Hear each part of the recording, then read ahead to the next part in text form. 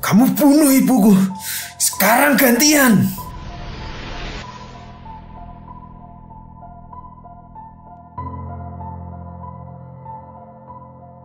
Aku terkejut dengan kata-kata kasar yang berulang kali diteriakin oleh kakak ke bapak. Kakak tersulut emosi seperti orang kesetanan.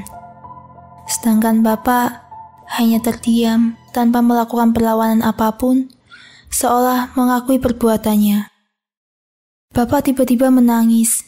Dia bilang, "Iya, seharusnya emang bapak yang mati, bukan ibu kalian."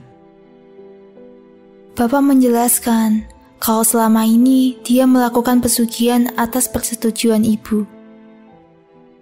Mulanya, perjanjian itu tidak meminta tumbal manusia, hanya ritual dan penyerahan kepala kambing hitam sebagai pengganti tumbalnya. Tapi, nggak diduga oleh bapak. Tiba-tiba dia mendapat mimpi kalau iblis itu meminta tumbal dari orang yang paling disayang oleh bapak. Dia meminta salah satu dari anak-anak bapak, yaitu antara aku dan kakak. Tentu ibu menolak. Kemudian, ibu menawarkan diri untuk menjadi pengganti kami.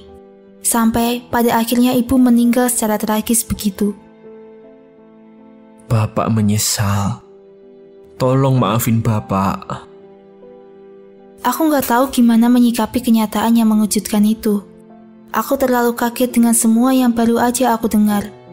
Satu-satunya yang bisa kulakukan sebagai anak usia 15 tahun waktu itu, ya cuma menangis. Beberapa hari setelah itu, kakak nggak pulang ke rumah. Gak tahu dia pergi kemana. Aku cuma sendirian. Ngobrol sama bapak pun hanya sekadarnya saja. Sampai bapak akhirnya mencari kakak yang menginap di rumah temannya, lalu mengajaknya untuk pulang. Bapak mengumpulkan kami. Di situ, dia mengakui kesalahannya dan dia menjelaskan kalau tidak memiliki pilihan lain selain melanjutkan apa yang udah dia mulai. Kalian berdua sudah dewasa. Bapak nggak ingin ada korban lain selain ibu. Pada intinya, dari pembicaraan itu, bapak secara nggak langsung meminta kami untuk menerima kenyataan yang menyedihkan sekaligus mengerikan itu. Bapak meminta kita untuk membantu bapak melanjutkan ritual dan menjaga rahasia keluarga ini, agar kami semua selamat dan tidak ada tumbal lagi. Kami pun terpaksa melanjutkan hidup sesuai dengan apa yang diminta bapak. Gimanapun aku, kenyataan yang harus kami hadapi ialah ini semua telah terjadi dan gak bisa diubah. Aku dan kakak juga gak mau ada korban tumbal lagi yang menyusul seperti ibu. Jadi ya, mulai hari itu kami bukan hanya sekedar tahu, melainkan juga ikut membantu bapak setiap kali bapak melakukan ritual. Renovasi rumah, termasuk membiarkan rumah tetap kotor. Di situ, kami tahu kalau bapak selalu mengubur kepala kambing bekas penumbalannya di halaman belakang rumah. Ingatku langsung tertuju pada suara-suara kambing yang kami dan para tetangga dengar setiap malam, sampai menjelang subuh. Semakin hari, semakin banyak serangga, bahkan kalajengking yang gak tahu dari mana sumbernya. Tapi, seperti keluar dari sela-sela lantai. Habis itu, bapak langsung mengganti semua keramik dalam rumah. Sumpah, benar-benar rumah gak nyaman banget. Rumah yang seharusnya jadi tempat tenang, malah setiap hari rasanya selalu was-was sama hal buruk apalagi ya Tuhan yang akan menimpa kami. Dan benar saja, meski kami telah berusaha untuk memenuhi kemauan Bapak dalam membantu setiap ritual, tapi yang dikhawatirkan tetap saja terjadi. Beberapa bulan setelah itu, masih di tahun 2012, kakak meninggal secara mendadak dengan sekujur tubuh membiru dan mata mendelik ke atas seperti orang tercekik. Sempat dibawa ke dokter ketika kakak masih kejang. Namun, ternyata kakak sudah meninggal sejak di perjalanan ke rumah sakit. Dokter bilang penyebab kakak meninggal ialah karena penyumbatan pembuluh darah yang kemudian berdampak ke paru-paru dan jantung. Sepengetahuanku, kakak adalah orang yang paling jarang sakit di antara kami. Jadi, itu semua tentu tidak masuk akal. Dan lagi-lagi, aku cuma bisa nangis. Hari itu, aku benar-benar membenci Bapak. Tapi, sehabis itu, aku justru mengalami banyak kejadian-kejadian aneh. Dan teror yang bikin aku sulit tidur. Seolah aku jadi bisa melihat mereka yang tak kasat mata. Gak lama setelah kematian kakak, untuk pertama kalinya aku bertemu dengan makhluk kepala kambing itu. Satu hal yang gak pernah aku bayangkan semasa hidup, ialah ketika hidupku seperti sudah tak memiliki batas dengan mereka yang tak kasat mata. Aku jadi bisa mendengar suara-suara aneh, tapi tidak ada wujudnya. Kadang, aku bisa melihat sosoknya, tapi ketika makhluk itu berbicara kepadaku, aku tidak bisa mendengar suaranya. Aku nggak tahu kenapa semua itu bisa begitu. Yang pasti, hidup tanpa batas dengan mereka benar-benar membuat aku seperti orang gila yang nggak bisa membedakan mana halusinasi dan mana realita. Aku sempat berpikir kejiwaanku terganggu. Aku minta sama Bapak untuk membawaku ke psikolog. Namun, sama sekali nggak ada perubahan. Yang ada, malah kian hari mereka terus menggangguku. Sampai-sampai aku sakit, demam tinggi, dan hampir 1 bulan tidak mau ke sekolah. Aku merasa menjadi manusia paling aneh ketika melihat mereka yang orang lain nggak lihat. Dan itu benar-benar susah buat bisa pura-pura jadi orang normal seperti aku yang dulu. Kalau aku ceritain satu-satu tentang semua gangguan yang aku alami ini, nanti tulisan ini bisa jadi kepanjangan. Jadi, aku ceritain mereka makhluk bengis yang berkaitan dengan pesugihan yang Bapak lakukan saja, yaitu makhluk si kepala kambing. Aku lupa kapan tepatnya.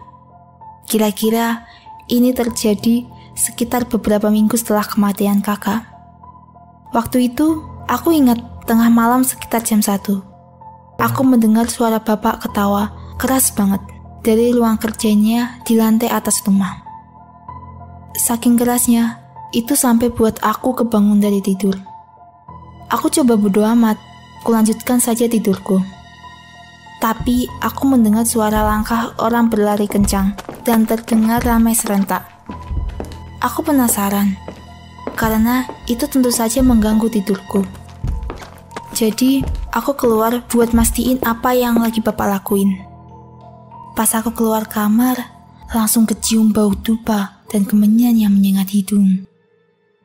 Ritual apa kok rame-rame, pikirku. Aku beraniin diri untuk naik ke lantai atas. Pas sampai di depan ruang kerja Bapak, aku mendengar suara nafas yang berdengus kasar dan temponya sangat cepat.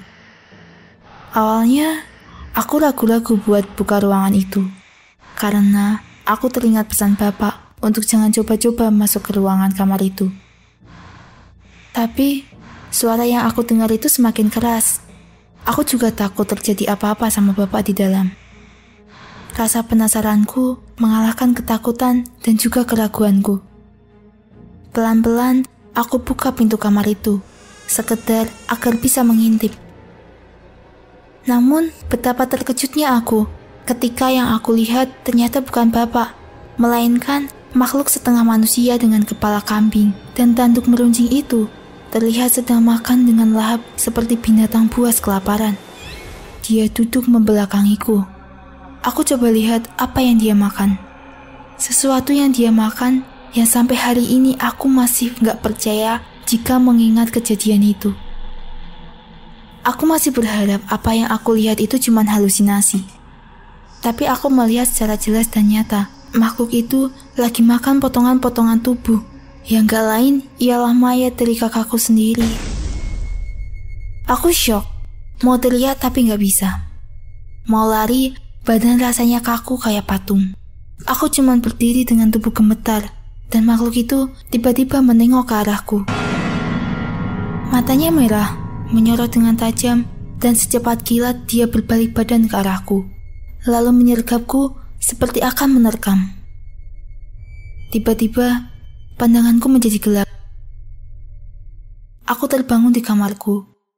Kepalaku rasanya pusing banget, dan badan terasa remuk, pada sakit, seperti habis dibanting.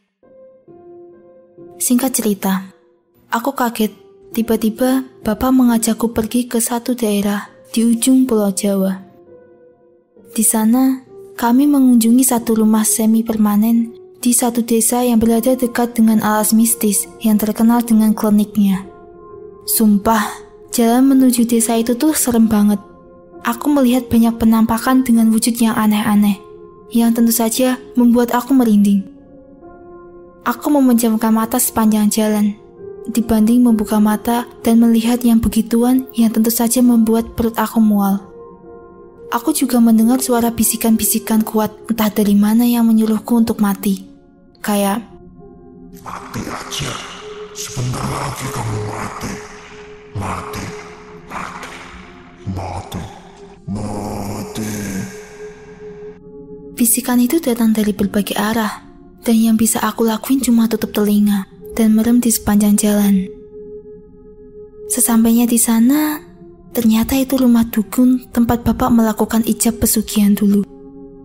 Tujuan Bapak datang lagi ke rumah itu ialah untuk menceritakan semua yang terjadi pada keluarga kami akibat makhluk dalam perjanjian itu. Dan Bapak minta tolong sampai mohon-mohon untuk bisa dibantu agar terlepas dari ikatan pesugihan itu.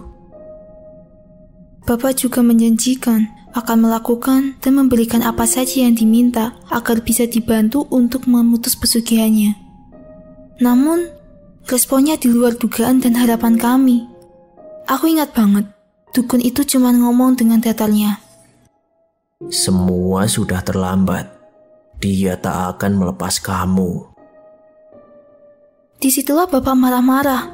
Dia mengamuk, mengacak-acak benda apa aja yang di sekitarnya, sambil nunjuk-nunjuk nyalahin si dukun yang dari awal bilang gak akan ada tumbal manusia. Tumbal yang disepakatin cuma kambing aja, ritual, renovasi rumah, jaga rumah kotor, dan bla bla bla bla bla. Bapak meledak, mengoceh yang membuat telingaku sampai sakit mendengarnya. Tapi dukun itu malah balik membentak Bapak dan bilang, keserakahan kamu sendiri yang bikin kamu kayak gini. Habis itu kami diusir, dan kedatangan kami jauh-jauh ke sini cuma sia-sia. Aku nggak tahu apa yang membuat Bapak kelihatan panik seperti ini. Bapak tidak pernah seperti ini sebelumnya. Aku menduga-duga, mungkinkah Bapak mengetahui sesuatu tapi menyembunyikannya. Mulai hari itu, beberapa minggu, Bapak nggak melakukan ritual sampai suatu hari dia mengamuk di ruang kerjanya sendiri hingga menangis. Di situ, aku baru pertama kali melihat Bapak menangis sampai terisak lebih daripada kematian ibu dan kakak yang air matanya masih bisa ditahan-tahan. Bertahun-tahun pula, kami pergi dari satu dukun ke dukun yang lain, guru spiritual, dan semua orang pintar kenalan Bapak, yang entah dari mana kami datangi untuk meminta bantuan agar kami terbebas. Tapi, yang kami dapat malah sebaliknya.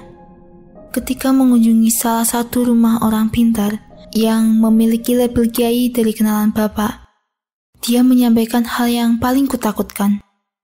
Semua sudah terlambat. Ikatan yang telah menjerat kami harus memakan tumbal setiap 10 tahun sekali. Dimulai dari kematian ibu tahun 2002, disusul kakak 2012, dan kini, tahun ini, mungkin akulah tumbal selanjutnya. Ini kali pertama aku mengetahui secara pasti bahwa aku akan menjadi tumbal berikutnya. Makhluk itu bahkan masih selalu datang, khususnya di setiap malam Selasa dan hari-hari lainnya. Aku selalu merasa seperti diawasi, bahkan sampai ketika aku menceritakan hal ini. Rasanya aku benar-benar capek sekarang. Aku cuma bisa berdoa, semoga Tuhan memberikan jalan terbaik, dan kalaupun harus mati, Mungkin itu yang terbaik.